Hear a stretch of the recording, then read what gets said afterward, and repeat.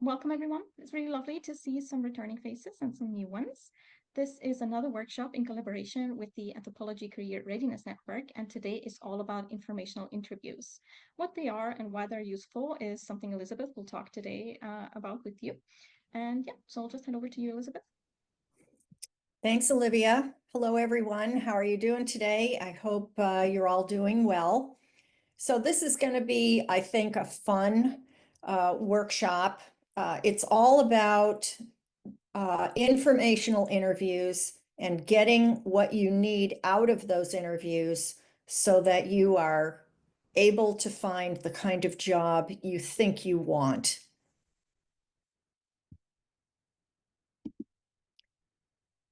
Here is a brief agenda and upcoming webinars. The next one in the series will be turning your CV into a resume, and Jennifer Studebaker will do that one.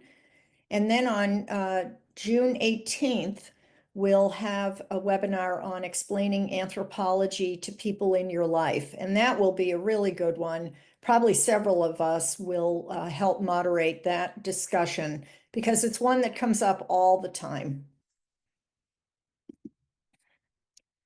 And then I'm your facilitator today. You can see the information about me on the slide. I guess most notably, I'm one of the 3 co-chairs of the Anthropology Career Readiness Network.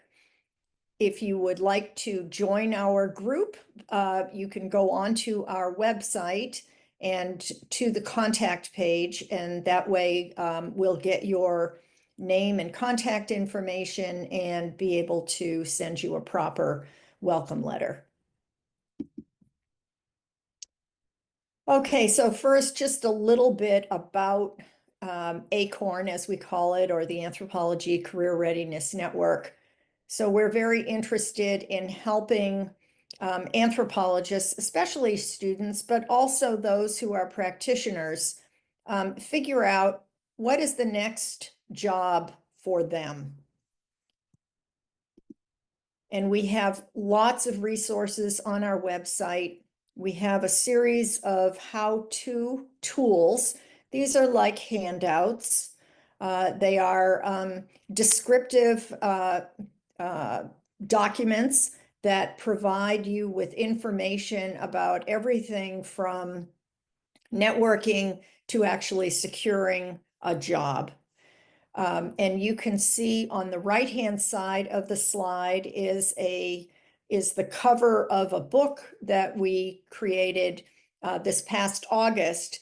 It's available for sale on Amazon, amazon.com, and it's quite inexpensive, as books are these days. This one costs $10, and it's available in many countries for a paperback version and elsewhere for an electronic version.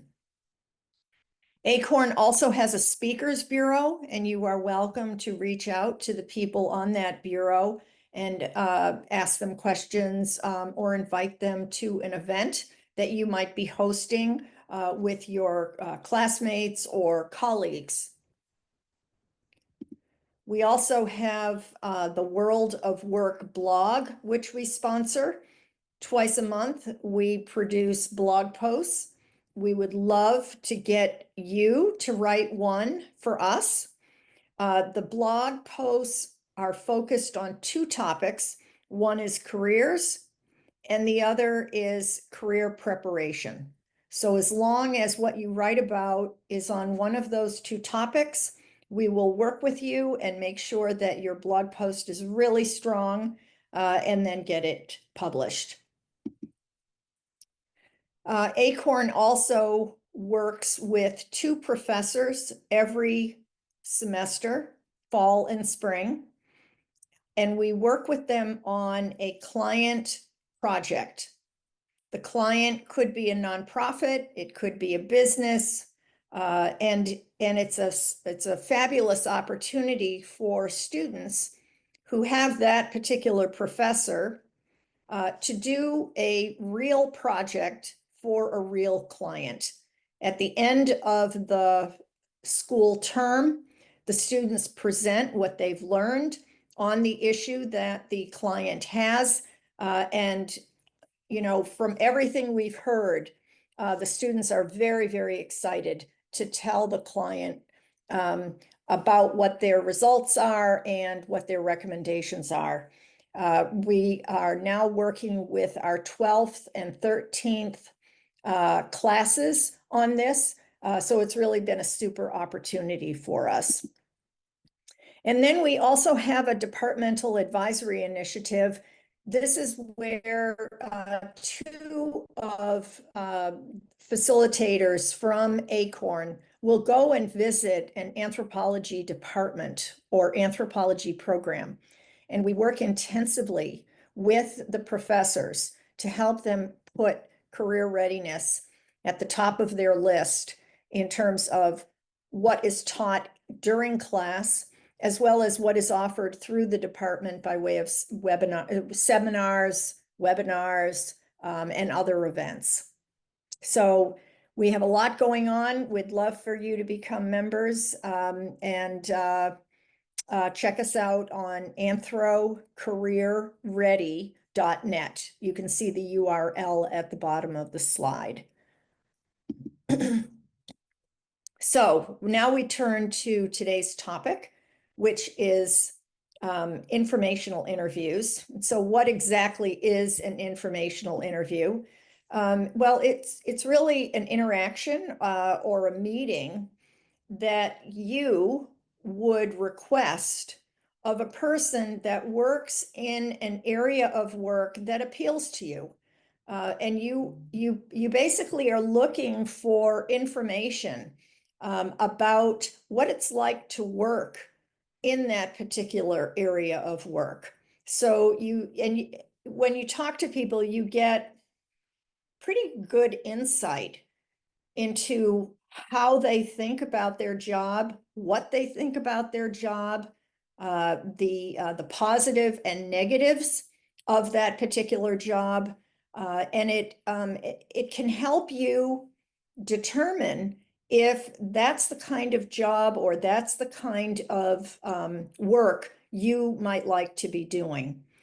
Informational interviews, for that reason, are very purposeful. You can also use them for these other purposes, like building a connection or getting advice, getting access to something, but gathering information is the primary purpose of doing an informational interview. And notice, I've not said anything about using it to get a job. An informational interview is only to gather information about the sector or the industry that you're interested in to see if you might like to work in that place. It is not to find out if there is a current job opening. So I just want to make sure you understand that. So what are some of the benefits of doing these informational interviews? They're very short for one thing, so you have to have your questions ready, and we'll go into that momentarily. But there are many benefits. One is that, first of all, you learn from what people are telling you. Most of what people will tell you is not written down somewhere. You won't find a script that explains everything there is to know about a job. And it's so much easier to just ask people. The second thing that it does is that it helps you learn how to ask good questions. What's a good question? A good question is something that gives you information. And it's something that is typically asked in an open-ended way. So you don't say something like, do you like your job? You might say, tell me all the things about your job that you like. That will give you a lot of good information. A third benefit is that it really helps you build your confidence so that you can have a conversation with this person that you're interviewing. And it can feel like a conversation rather than an interview. Once it feels like a conversation, then your interviewee will feel much freer to talk to you very frankly about what it's like to work in that area of work. And that's good information for you. So it is a very honest and open conversation. Another reason is that you can learn what that person enjoys about the work and what that person finds challenging. What is it that makes it wonderful for them to get up every day and go and do their work? And what do they find to be very tiresome or unpleasant or not very satisfying? People will tell you that after you have built up some rapport with them, some amount of relationship building. Another benefit is you can determine how well whatever that type of work is consistent with your own values and with your own interests and your own abilities. And that is very important because you would not want to get a job that conflicts with your values or is unrelated to your interests. Doing an informational interview will give you some control over your career search. And then finally, the most important question that you will ask in an informational interview is the last question. And that last question is, who else should I speak to? So now you're asking for other names and contact information on people that would be able to give you another kind of an understanding of what it's like to work in that organization or in that particular work sector. And it also helps you to build your professional network. So for all these reasons, informational interviews are absolutely fabulous. How is an informational interview different from a job interview? This is very important.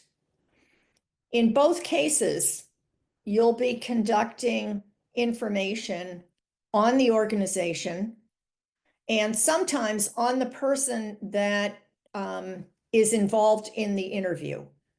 Although in a job interview, you may not know who that person is, but you can still do a search for the organization, what the organization does, what its purpose in life is, the number of employees, products or services offered, etc. When you do an informational interview, oftentimes you will send in to that person either a short bio of yourself or a resume, and that way the person can read through it quickly and understand a little bit about you. If you were to send in a resume for a job interview, it's really quite different because the resume is going to be customized to the job description. It will also have a cover letter associated with it and sometimes a portfolio. So there's much more work involved in preparing an application for a job interview than there is preparing a resume that you would just send to a person that you wanted to interview. Interview questions. For an informational interview, all your questions are about the kind of work that happens in that organization or in the work life of that particular interviewee. When you have a job interview, your questions are focused on what am I going to be doing? Who am I reporting to? Who is my boss or my manager? And what's it like working here? Who will my colleagues be? What are relationships like in this place of work? So again, the questions are quite different. For an informational interview, you don't have to be talking about yourself. You are asking the questions and you are in control. You are in charge of that interview. So no worries about answering questions about yourself and the kinds of things you have done in your schooling or in any work that you've had. In a job interview, however, the employer wants to know, what kinds of experiences have you had? What do you feel are your accomplishments? And how do they relate to the job description that we have posted? So in a job interview, you really have to have your storytelling skills at an A level because you want to impress those people. And then the last difference that I want to talk about is gathering insights. In an informational interview, you want to get your questions answered. And you want to understand that organization where that person works, because you're trying to determine, would I ever want to work there? Or would I ever want to work in the general area that this person I'm interviewing works? In a job interview, you are really much more focused on yourself in terms of how well would I fit in this possible job if they offered it to me? Would I be happy in this place? Will they make use of my knowledge and my ability to do what the job description is asking for? So you can see that informational interviews have their own purpose and job interviews have a very different purpose. How do you find these people? I think the main thing you want to think about when you are looking for work, so this would be now or could be at some point in the future, you're going to look for people who are acquaintances. Your best friend is not necessarily going to be able to get you a job. So you see in the image, me is in green and good friend is in burgundy. The good friend is not going to be able to find you a job. But the good friend might have acquaintances, the 3 check marks in the back. Those are the people that you want to approach, and you use your friend as a way to get introduced to those other 3 people. So the point here is that you are using your friends or acquaintances to help you do an informational interview and ultimately to find work. And those people are called your weak ties. They are not your strong ties like your good friend. They are your weak ties because they go through your good friend to those people. So there's a link. The good friend is the bridge or the link between you and those other people. And I also want to focus on one other feature, which is that any of your own acquaintances will also be potentially helpful to you because they are also your weak ties. So it's perfectly fine to contact an acquaintance who might be willing to participate in an informational interview. And so you see the acquaintance is in blue compared to me, which is in green. However, beyond the acquaintance on the far right-hand side of the photo, you will see that there's the guy in green and a guy in red, and those people are too far removed because that acquaintance then has an acquaintance, and that's too far removed from you. So you can work through a good friend to get to someone, but you can't work very effectively through an acquaintance to another acquaintance. It's not going to be helpful because that acquaintance really doesn't know you and can't talk about what a great person you are, what a good worker you are to another acquaintance. Acquaintance just doesn't have enough confidence, not knowing the guy in blue. So you always want to work through your strong ties as a way to get to the weak ties, or use your own weak ties. Yeah, and there's that too. So how do you contact these potential interviewees? Well, typically what you do is you request an interview by email, or you could potentially do it by phone. And you're asking in the email for 15 minutes, maybe 20 minutes of their time. So it's short. And in that email, you're going to explain why you want to meet with them. And you want to meet with them because you want to learn more about the organization, or you want to learn what it's like to work in a work sector like automotive or pharmaceuticals or medical. Depends on what sector you're interested in. And then you will also explain that your good friend, whoever person X is, suggested that you contact this person that you're reaching out to. And finally, you indicate you are seeking information and advice. You're not looking for a job. And that's important to say that in the email, because if you don't say that, then it puts a lot of pressure on the interviewee to talk about a job that doesn't exist. So it's best to say you're just looking for information.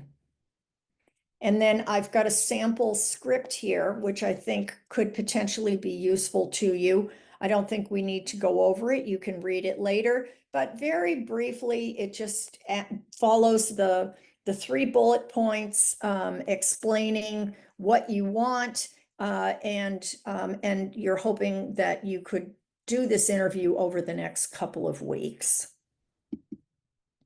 So now we get to the questions, and I have put the questions into 2 categories. You'll notice there are 8 questions. You may not want to ask all 8. It depends how skilled of an interviewer that you are. Remember, you only have about 15 minutes. And if the person is quite chatty, then it may be difficult to get through all the questions in the 15 minutes. So I would start with the ones on the left, and these pertain to the work that that person does. So what can you ask? Well, tell me about your work. What do you do? And what's a typical day like for you, or a composite day? What do you like best about the job that you have? And what do you find challenging about it? So each of these is an individual question, and you let the person respond to each of those questions as you ask them. And then you make a pivot to career advice. So the first thing you want to know is, if I had your job, what qualifications would I need?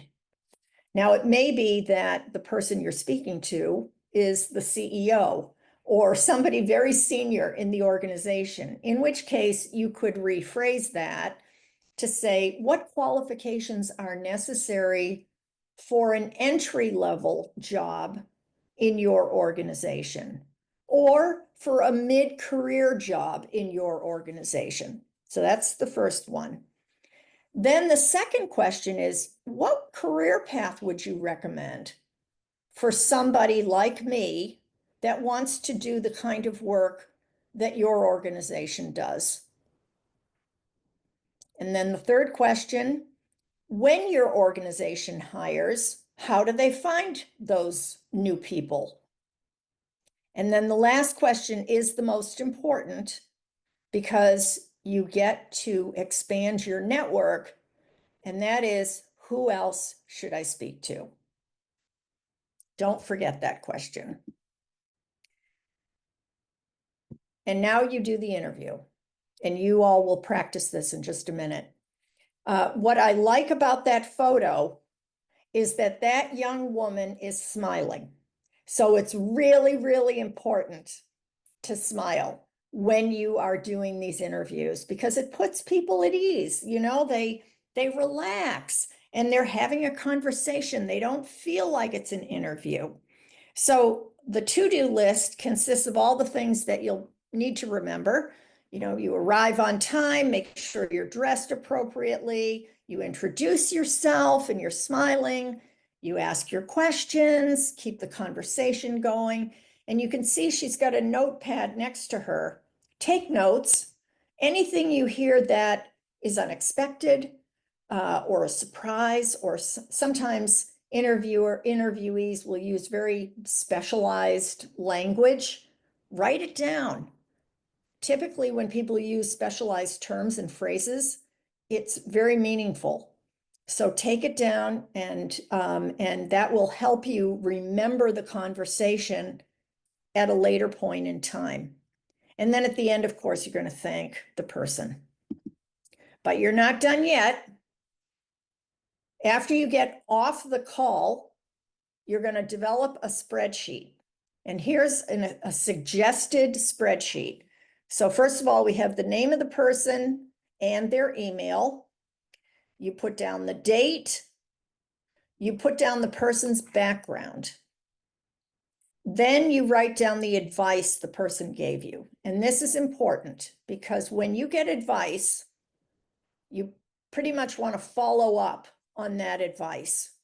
And why is that? Well, first of all, the person suggested it, so it's probably pretty good advice. And the second thing is, if you ever go back to talk to this person again, which you probably will, that person might say, well, you know, I remember giving you some advice. Did you follow up on it? And if you say no, that's not going to be very good for you. So it's always good to write down the advice, and if you can, follow up on it. And then, of course, the last question, who else should I speak to? Those are the referrals. So in this case, Dominique Lepoutre got named as a referral, and you've got the person's email. And so you are now going to follow up with Dominique, and you're going to ask if you can do an informational interview with Dominique. And then finally, the follow-up, you send your email to the person that did the informational interview with you. So what have we covered here? We talked about the benefits of the informational interviews. We talked about differences between an informational interview and a job interview. Next, we talked about the importance of weak ties and using the weak ties as the kinds of people with whom you could conduct an informational interview. Next, we covered how do you contact them, usually by email, the questions that you would ask. And then finally, you now have two pieces of information from that interview. You've got your notes that you took while you were talking with the person, and you've got your spreadsheet that you created after you finished your interview. So now we have an exercise for you. And in this case, we're going to put you in breakout groups, and you're going to practice doing an informational interview with one other person.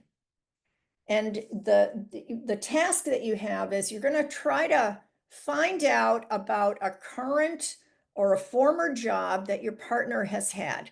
Maybe it was a summer job, maybe it was a volunteer job. It doesn't matter. But your job is to find out if you think you might like to explore that job as something you would like to do. And then we'll talk about what we learned. Okay, I think everyone's back now.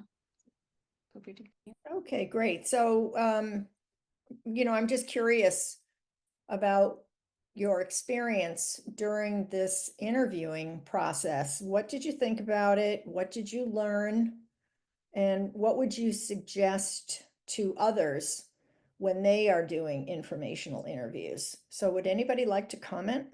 Magna? Yeah, hi. I think this was a great exercise. It was helpful that you had provided the questions beforehand. Otherwise, we would have grappled with what to ask the various Right. participants. So thank you so much for that. Additionally, I really enjoyed the session. It was very informational, especially the difference between an informational interview and the job interview. So Sure. really appreciate that. Very helpful. Like in terms of the discussion that I had. It was with Ansreja. Mhm. She is a PhD in anthropology, so I had a discussion about how she works in an organization called People in Need, and it was about me asking her what kind of work she does. So initially, like she was talking about how it's fundraising and how it's about making proposals and evaluating uh, the outcomes of those proposals. So matching the implementation and monitoring whether or not what was done was as per what was the programming. So naturally, because the name of the organization is People in Need, I wanted to ask her how she feels about working in an organization which is essentially like sort of a social organization, how she keeps herself motivated, because Right. it's about others inherently. So then she was very honest and transparent in that, where she mentioned that it was about um, how she enjoyed the work, the intellectual aspect of programming and problem solving, rather than only looking at the kind of benefit to societies and communities it's doing, which was a plus, of course. So I felt that it was a very organic conversation with her. And I Great. thank you for giving me that sort of a platform where I could have that sort of an interaction. And Sure. it was great to know about her work, and I would be definitely interested in the sessions ahead. Okay, thank you so much. Cynthia? Yeah, hi, hello. So I really enjoyed talking with Maria and Alejandra. Mhm. I think as an anthropology student, majoring in anthropology and archaeology at the University of Calgary, so I'm just a BA. Yep. Like I'm not even graduated yet.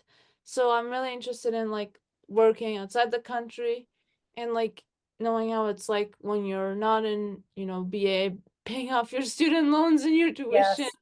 Um, Sure. working outside the country with more freedom and you have more perhaps more life experience and more maturity. So it was a pleasure talking with Maria and Alejandra, and I really enjoyed learning about their stories and their struggles. Great. And do you have any tips for other people who might be doing these kinds of interviews? I'm just I would curious what you would tell them. um I would just say that like be brave, put yourself out there. Um Mhm. like definitely work on how you connect with people, because that's something that I tend to have the occasional issue with doing. But mostly just putting yourself out there, knowing that you're getting connections that will get you a job after you graduate from college. Um, or like if you're in college and you want to find something while you're there, it's always a good idea. Takes a lot of Okay. bravery, takes a lot of charm as well. So you got to be a charming person and you got to be very friendly and approachable while talking with people that you don't really know. Sure. Thank you. Alejandra? Hi, thanks a lot. Well, just I also enjoy to hear. I was with Cynthia and Mhm. Maria, and we also talk about their experiences. So I'm really glad that these kind of forums are taking place right now, because sometimes you can see the experiences between graduates and students and also professionals, and see that anthropology is a very open field that you can see how you can apply all your knowledge in other in jobs that you don't even think about. So just to share a tip, well, I would like to share a couple of tips for all the people, all students and graduates, or many other professional people here. Maybe keep open-minded. It's really a great, because you can find that there's so many other fields that are looking for anthropologists, in of people that are our field that can develop a career in many places. Tech is an example. I know that many people have their well, they aren't very aware of what it's to work on tech and the struggles that are working in this field, that, well, many people experience in that field. But I think that it's another frontier that it had been explored before, but nowadays it's really important. And also to learn languages. I know that we are all aware of that. But for example, I have to work with people in India, so I'm now trying to learn another language, because sometimes our English is broken. I'm also aware that my English is sometimes broken. Oh, your But English is very good. Very thanks a strong. lot. Thanks a lot. But I also have to work with colleagues, and well, if I know English is our main tool to communicate, but it's also important to be aware also about the cultural differences that we as anthropologists we may know, but we sometimes never experience. Sure. So I guess that's the great couple of things that I can share to you. And That's also I being think aware. we're gonna Alejandra, I think we're gonna have to leave it there because we're at time. We have one more hand up, so if people are open, maybe to just listen to Alejandra and then we close it off. Is that okay for everyone? Oh, yeah, that's fine. Sure. Thank you. I'll try to be quick. My question is actually about sort of identifying people to have, to approach for the interview. If you are, I fully kind of recognize the potential of weak links, but if you are looking in a direction where you don't actually have those weak links, do you have any tips on how to kind of create them? Yes, well, you can always use LinkedIn, and you can meet a person in this new area that you're interested in, and start a connection with that person, and maybe have a conversation with that person, and then ask that person to help you connect with some other people. So I would do it one person at a time into the new area. Yeah, and I can throw in too that there's also a lot of like meetup or networking events out there. So I would look in your local area or for Are virtual they type of online? networking events. What? Sorry to jump in, but are they online? I'm currently based in Kosovo, and there are Okay. in-person events here. All right, so maybe not in Kosovo, but yeah, so in that case, I would look for virtual networking events. If you go to like Eventbrite, you can search for online events and find those to join, as well as I think there's some other platforms, probably like Meetup. There's another one that's called Lunch Club, where you can kind of just get connected with people. So there are a lot of different platforms out there too. If you're just like, I don't know anybody and I need to just start getting to know other people, those are some ones to look at. Great, thank you. I'll look up Lunch Club. I didn't know about that one. So thanks. But just a reminder, the next one is turning your CV into a resume. And then, of course, you can use this link to send any comments you have about this series.